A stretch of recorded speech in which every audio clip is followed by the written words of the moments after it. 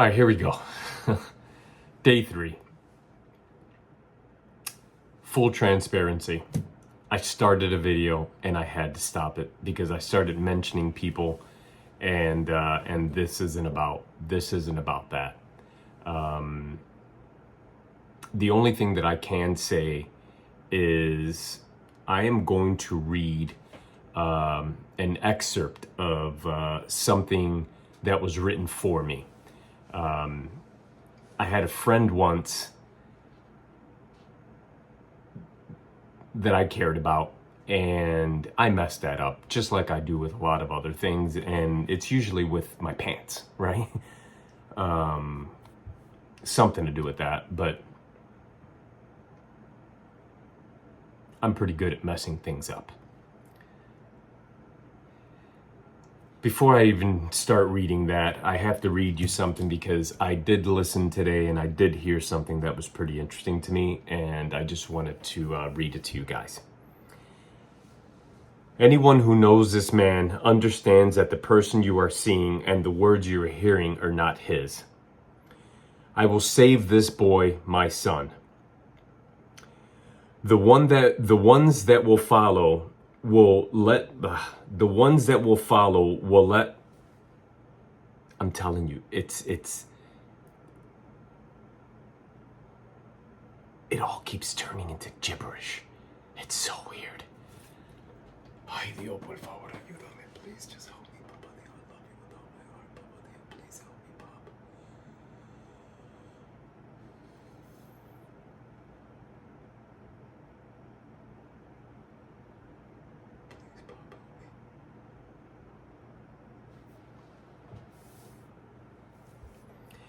Anyone who knows this man understands that the person you are seeing and the words you are hearing are not his.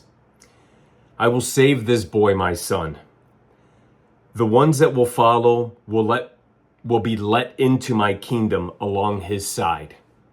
For this is the word of God and my covenant to his people.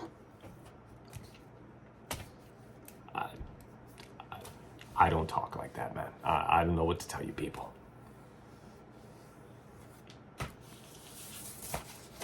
So I sat down and I told my story from beginning to end. I'm only going to choose bits and pieces of this, only because, to be honest, a lot of it is just it's vulgar, and I'm not going to do that here. But there is something that kind of outlines a lot of things that I want to read, and just things that have affected me and have made me giving me a lot of like nervous twitches, and if people are around me, my legs will be moving. That's from a kid, man. I was a nervous wreck as a kid. Like I said yesterday, there was good and bad, right? The bad was bad, the good was good. But there's one particular night that has always stood out to me on the bad side. And I'm going to read to you verbatim the way that this person that I had, that I asked, and they did it graciously. They knew it was something that needed to be done, and that person knew that God told them to be there. I can't go on without saying that I'm sorry. I'm sorry. I did what I did, and there's nothing I can do to change it. I know why it happened. Not that I've said it before, why it happened. But I'm telling you that I was completely surrounded by the devil, man. I'm telling you, dude. But it was me at the end of the day. So I take full responsibility, and I apologize from the bottom of my heart, man. This is that one night. Fans, fans, fans. A hot, mysterious night. Fans. Nene lays in his mother's bed looking at the spinning fan on his face. Shadows, lines on the wall from the fan. He hears a bang. Eyes divert. What was that? Nene sprints into the living room at first. He sees the sofa in the dark corner staring at him. The sofa begs him not to look to the left. The corner sofa begins to sing, always and forever. Nene's chest pumps up and down, breathing harshly. As he turns in slow motion, he sees his father drunk and voracious, an out of control monster. Through the song or the screams of his siblings, jumping in front of their mother to protect her from a beating. A beating this night that would be the cause of her death if they were not screaming, risking their lives, standing in front of her like bowling pins. Nene, his chest, the heart short of bursting from his skin, stands helpless, however the first in line to protect his mom. The monster grabs a hammer, the screams each moment with you, the screams, just like a dream to me, the screams. The hammer goes up, a charge towards mom, screams together. The hammer bangs and bangs and bangs on the kitchen table. End of music. The table is hit so hard the legs give out. The monster picks up the table, struggling out of control until it's officially gripped and throws it from the front window. He storms out of the house. Moments later, Nene looks out the window. His brother downstairs picks up the table from the street. The teen brother looks up, and his kid brother staring from the window. He's tired of picking up the pieces.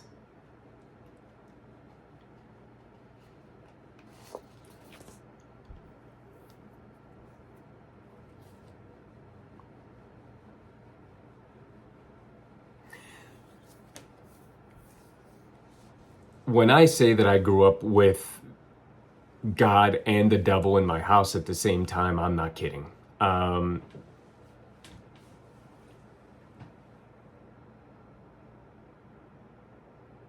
Every single one of us in our family have a nervous tick.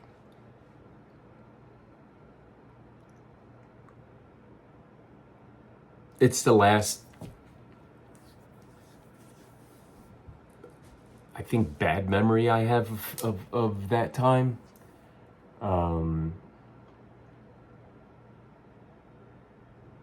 It affected me, you know?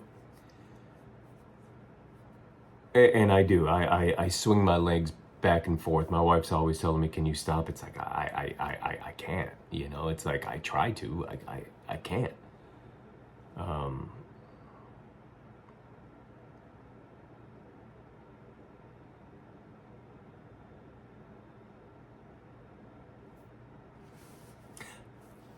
I said yesterday that, you know, I feel sorry for my brothers and sisters because it's like,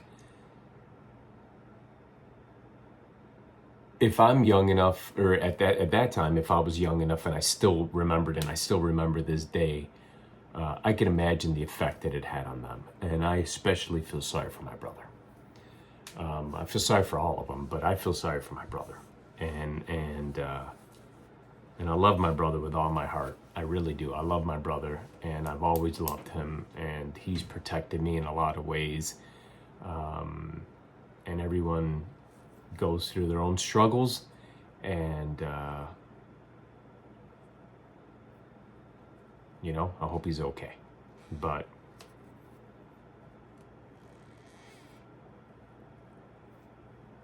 God saved my mom that night, I think. I think that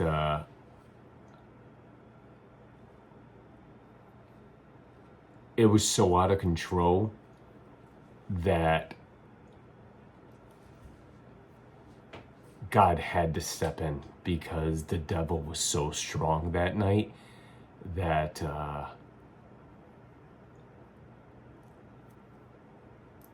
it was scary, you know, it was scary.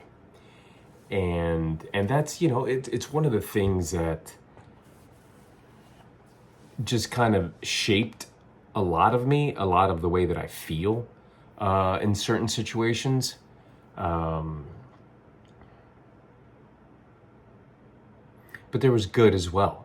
If you look at this YouTube channel, there's a banner, right? It gives you an opportunity to put a banner, and that's actually a picture of my dad and I at this lake that the whole family used to go to. It was called Lake Worth. Uncles, aunts, cousins. It was a lot of fun, man. And back in the 70s, you would have to go to the park and you had to pay per person. And I think some parks still do that, but to save money, we would, me especially, because I was the smallest one, they would lay me down on the first floor, in the back seat on the floor, and throw a blanket over me. Save money, and people would have their feet on me. It was funny. I think I was alone. I don't remember anybody else there, but I definitely remember being hidden under a blanket. And then I also remember my dad. I thought he was so cool, because he was able to hold his breath, and he would jump across the lake. He would go all the way down, then you see his head come up, and then it felt like forever later, oh my God, where's Dad? And there he is. He'd pop back up, and he'd do that all the way to the other side of the lake.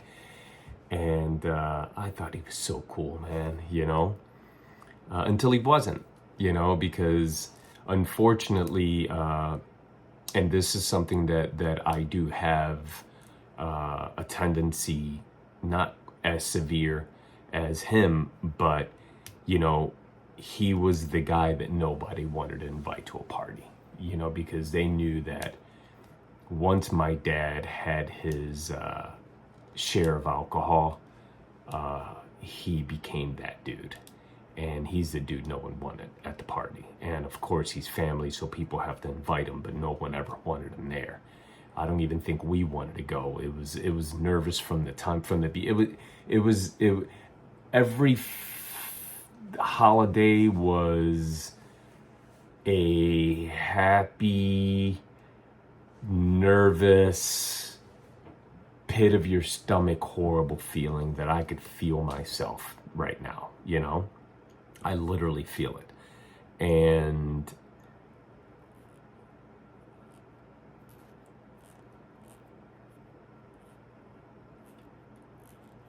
the only difference between him and I is that I wasn't a fighter like that. I wasn't an angry drunk. I wasn't, I liked to have fun. I like to have sex. And then I want to go to sleep. It sounds great, but it's not, because I would drink until the point where I pretty much blacked out. And there's no stop button in me. Everything that I do, whatever it is that I do, whether it's work in sales, whether it's whatever it is, I am an all-in person. I don't like doing things halfway. So I guess even in when it comes to drinking, I just can't have a beer. I'm not a casual guy, I'm just not. I'm gonna drink until I fall asleep. You talk about technical difficulties, I'm telling you, man. This has been, I'm telling you, it's just it's crazy, the technical difficulties that I'm having, and it doesn't want me to speak.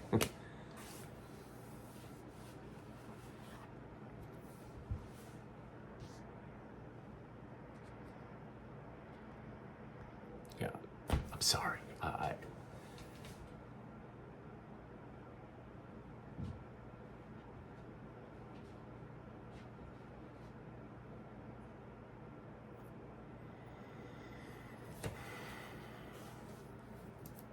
Lake Worth, it was a good time.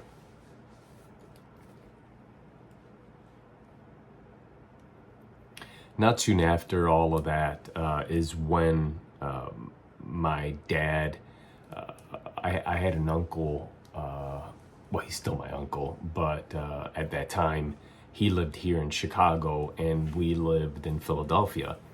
And he had gone to Philadelphia and convinced my father that there were good jobs here. So he just picked us up and we left, man. You know, I mean, everything that we knew at that time, everything, I don't get it, man. I see what I'm saying. I'm just gonna hold it. I don't get what's going on.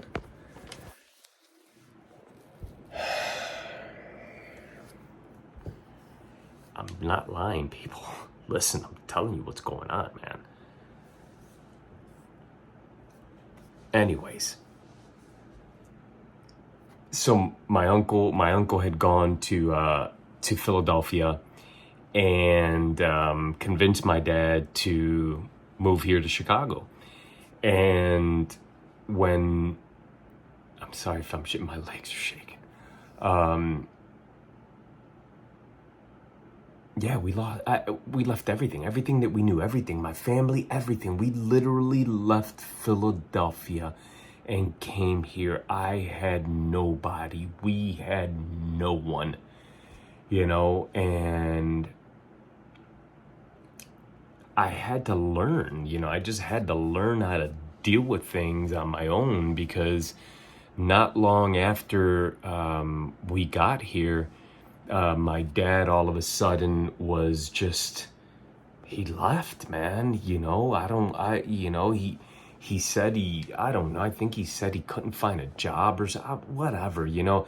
All I remember was he would go a lot to this movie theater that was around the corner. I remember he took me once, and it was an old school theater. It was on Broadway, and Irving Park, I believe it was. There was an old theater in that neighborhood, and Broadway and Clark, and right around that neighborhood, there was an old theater that actually just recently shut down. And they used to play these old Hispanic flicks, you know, like with a lot of killing. And I remember there was like machetes, and what the heck is a kid doing there, you know? But hey, what did he know? He didn't know any better. That's what I'm saying. Like, I don't want to talk about people because he didn't know any better. He didn't know anybody. He didn't know any better. He didn't know any better. How do you take a kid to something like this, you know? But yeah, you know, so anyway, so not too long after that, he left, man. That's, you know, he just left. He left, and you know, he left us there. We lived in this apartment on Dakin Street. I forgot Dakin Street address right now. I used to know it, but so we lived on Dakin Street. And it's beautiful. If you go there now, it's you know, it's been completely gentrified. It's right by the L, obviously, so it's a beautiful neighborhood. But yeah, we lived on the second floor, and the room, that was weird, man. Oh my goodness.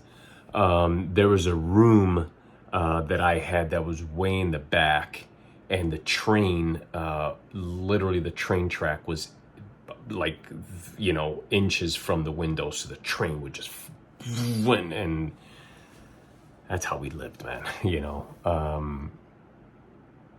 had no friends, nothing. I remember when I had to go to school, I had to go to a school called Greeley, and I didn't know anybody, man. I went from a Catholic school, which is what we went to, I didn't say earlier, a Catholic school in Philadelphia, to a public school in Chicago. I mean, you talk about you know, my mind was blown. I became a class clown. I was still nene. Yeah, I remember specifically one day, and this is pretty vulgar, but Mr. Tumpier, I'm sure he's passed away by now, but my teacher had said something to me, and I remember saying, "Hey, Mr. Tumpier, you dropped your tampon." I don't even know what a tampon is, you know, but I remember saying that to him, and I'm like 9 years old at this point, you know. I'm like, what's wrong with you, man? You know, today I say that, and obviously back then I was like, what's wrong with you, you know? And it's like I started becoming, but it was this change that was coming inside of me. It came pretty quick and pretty strong.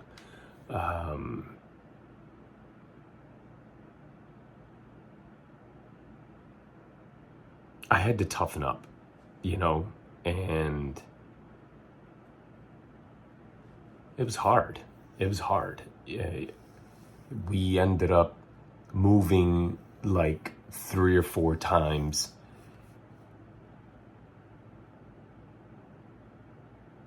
There was no stability in my life whatsoever. 5th grade, I had to do it twice. There was just no stability, and I was just lost. I was lost, and I was sad, and I was heartbroken that my dad wasn't there.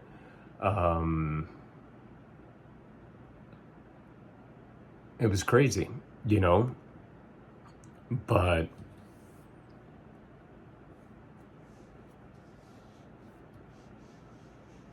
no matter what, God was always with me.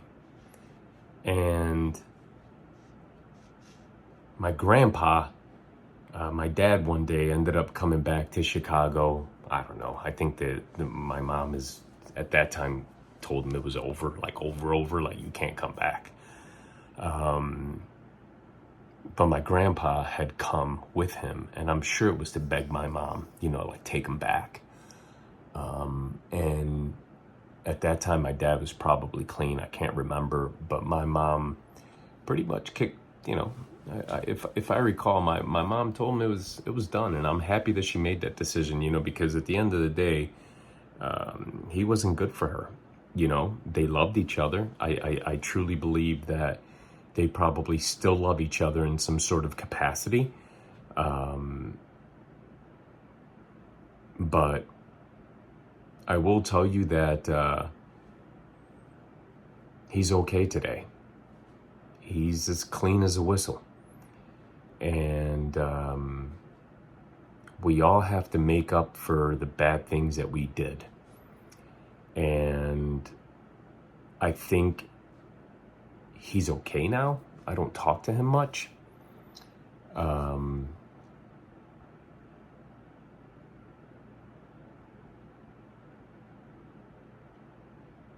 It's not like I don't know.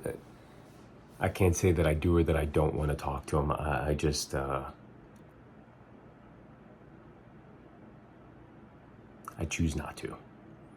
I choose not to call him as much as I should. I have no hate towards him. I'm not mad at him anymore.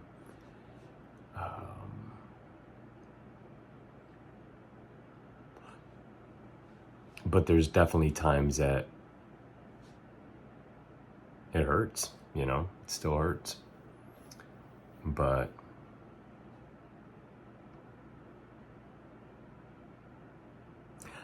I don't know what happened today. I didn't know what to say. I didn't know what to do. I feel like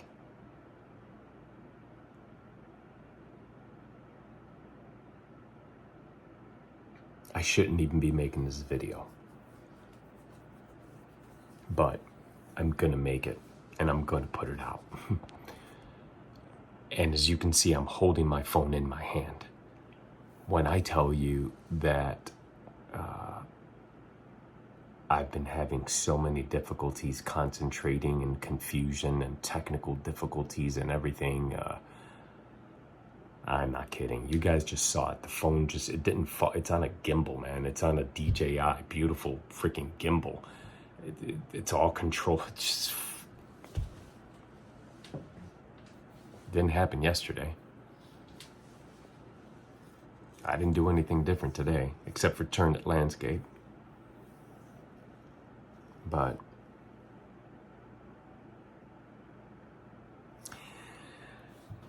it ain't gonna get any easier from here, man. That I can tell you.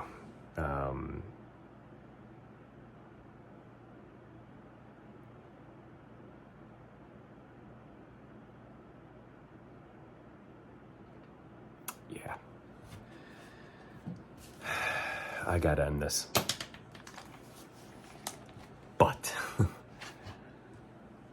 I'm gonna end it the way that I'm gonna end every single episode. Show the world who I am. Change and you will change others. Do this for me and you will gain my glory. At the end of the day, that's all I care about. That's it. You know, that is literally all I care about. I just want to be right in his eyes. And that's why I keep saying, like, I don't want to say words that come out of me. Like all day I've been talking to him. All day I've been talking to him. And yeah, but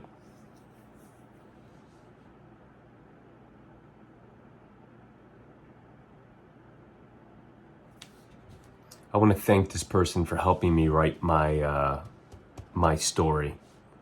Again, man, I apologize from the bottom of my heart. I wish that you can see and feel inside of me to understand. I truly and honest to God loved you as a person. And I would have done anything for you. And, you know, I just was stupid. And there you go. Have a good night, y'all. I love you. I gotta go. Peace.